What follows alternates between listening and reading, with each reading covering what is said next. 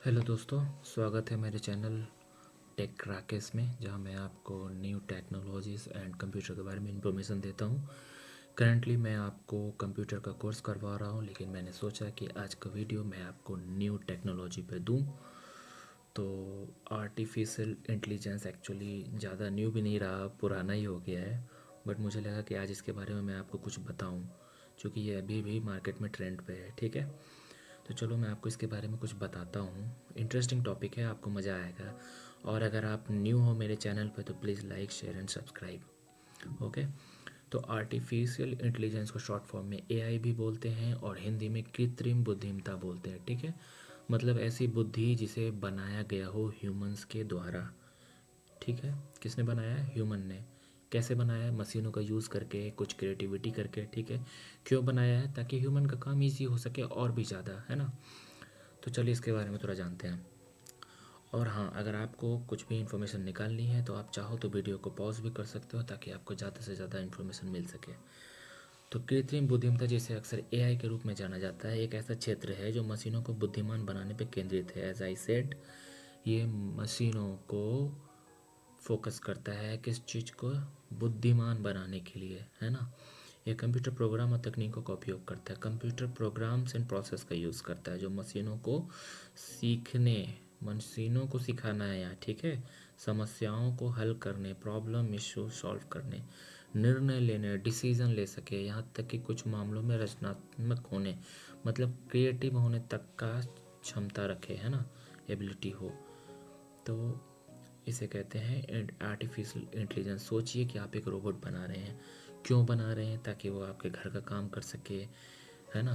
हर वो काम कर सके जो एक नॉर्मल ह्यूमन कर सकता है। जैसे उसको बर्तन कहाँ है साफ़ करना है, यहाँ तक कि ये भी उसको पता लगाना है कि डिश वॉशर में उसे कैसे ठीक से रखना है। तो इस तरह का उसको सिखाना है, तो इसी को कहते हैं बुद्धिमान बनाना। तो ये हो गया आर्टिफिशियल इंटेलिजेंस का एक सिंपल सा यूज़। एआई के कुछ अलग अलग प्रयोग, जैसे कि स्वास्थ्य सेवा, है ना, मेडिकल हेल्प में कहाँ होगा?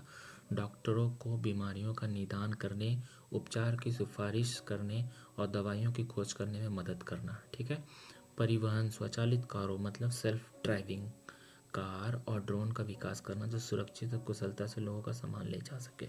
ठीक है, मनोरंजन मतलब इंटरटेनमेंट, यथार्थवादी वीडियो गेम और फिल्मों का निर्माण करना और व्यक्तिगत संगीत और फिल्म की सिफारिशें प्रदान करना। सपोज करो आपको फाइटिंग और एक्शन मूवी देखना पसंद है। आपने सपोज करो एक मूवी देख लिया, नेक्स्ट टाइम आपको फिर से दूसरा मूवी देखना, तो आप क्या करोगे? खोजोगे जाके? जी नहीं। अगर वहाँ एआई रहा तो AI will help you to suggest कि आप ये मूवी देखो, this is the same type of movie. तो आपको मज़ा आएगा, आपका टाइम सेव होगा। ठीक है, ग्राहक सेवा कैसे होगा? चैटबॉट का विकास करना। चैटबॉट मतलब ऑनलाइन चैटिंग सिस्टम होगा, जहाँ पे आप अपने क्वेश्चन दे सकते हैं, क्वेरी दे सकते हैं और आपको उसका समाधान मिलेगा।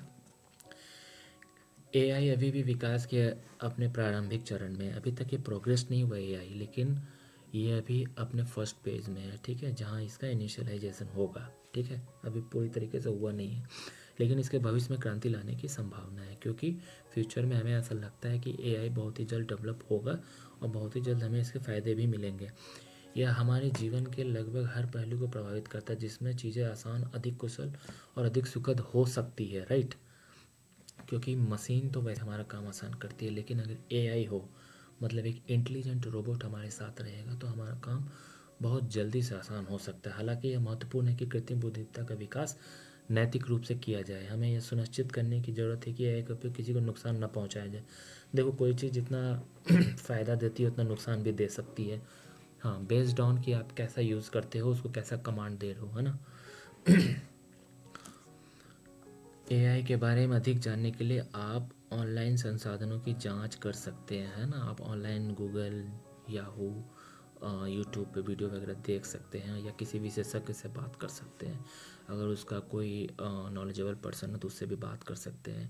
यह एक जटिल विषय है, आई सेड अर्लियर कि यह कॉम्प्लेक्स सब्जेक्ट है और बहुत ही इंटरेस्टिंग सब्जेक्ट है। तो इसको, अगर आपको इसके बारे में ज़्यादा से ज़्यादा इन्फॉर्मेशन चाहिए तो go to the Google, try to find out some more videos. Anyway, मैं आपको पॉइंट बाय पॉइंट तो बता ही रहा हूँ, आपको इसे पता चल ही रहा होगा कि कितना हाई टॉपिक है। एक पॉइंट मैंने और पाया जो कि एआई से ही कनेक्टेड है, वो है स्पीच सिंथेसिस। ठीक है, स्पीच का मतलब होता है बोलना, ठीक है। इसको हिंदी में बोलते हैं बोल संश्लेषण, और स्पीच सिंथेसिस को कहा जाता है टीटीएस मॉडल, है ना, टेक्स्ट टू स्पीच। मतलब अगर आप कुछ लिखते हैं तो उसको स्पीच में चेंज कर देना। वह तकनीक जो लिखित शब्दों को सुनने लायक आवाज़ में बदल देती है। जैसे कोई टेक्स्ट में लिखा हुआ कोई लेटर, ठीक है, आप पढ़ नहीं सकते हो, सामने वाला देख नहीं सकता। सपोज़ कीजिए अगर उसे कोई जादुई तरीके से मैजिकल वे में उस लिखे हुए लेटर को ऑटोमेटिकली कोई पढ़ दे, बिना पढ़े कोई मशीन पढ़ दे, तो एक मैजिक होगा। तो इसी का फ़ायदा टीटीएस से मिलता है। इसके क्या क्या चरण होते हैं? पहले वो शब्दों को समझता है ना, व्हाट आर द लेटर्स और words are return, the try to understand. पहले ये लिखे शब्दों को विश्लेषण करता है, मानो वो सोच रहा हो कि क्या कहना है, कहाँ रुकना है, क्यों कहना है। फिर शब्दों को आवाज़ में तब्दील करता है ना, मतलब वो लेटर्स को, वर्ड को, जो भी वर्ड लिखे हुए उसमें वर्ड्स है उसको चेंज कर देता है वॉइस में। फिर वो हर शब्द की ध्वनि पहचानता है, मानो वो हर अक्षर का पता लगा रहा हो, फिर उसे छोटे छोटे आवाज़ों में तोड़ देता है। फिर आवाज़ों को जोड़ना, आखिरी में वो इन छोटी छोटी आवाज़ों को मिलाकर बोल देती है। जैसे अलग अलग संगीत के तार मिलकर धुन बनते हैं, वैसे अलग अलग आवाज़ मिलकर आपकी पसंदीदा कहानी पढ़ सकती है। और क्या क्या फ़ायदे हैं? कमज़ोर आँख की कमज़ोरी वाले को सहायता, है ना, जो लोग आसानी से पढ़ नहीं सकते। या सपोज़ करो ना, आपको कोई पेपर पढ़ना है, उसमें 500 लाइन से नहीं पढ़ सकते, लेकिन अगर उसी चीज़ को किसी मैजिक के द्वारा, किसी टेक्नोलॉजी के द्वारा अगर उसको कोई पढ़ दे तो अच्छा है ना, हमें टाइम वेस्ट नहीं करना होगा, हमें हमारा इन्फॉर्मेशन मिल जाएगा। पढ़ाई और मनोरंजन में मदद करे, इसमें ऑडियो बुक हो सकता है ना, जैसे कोई सब्जेक्ट है, कोई आपको पढ़ने का मूड नहीं है, जैसे हिस्ट्री कोई नहीं पढ़ता है, लेकिन हिस्ट्री इज़ ए स्टोरी, है ना, तो उसका अगर ई बुक रहा तो आप अच्छे से सुन सकते हो, समझ सकते हो।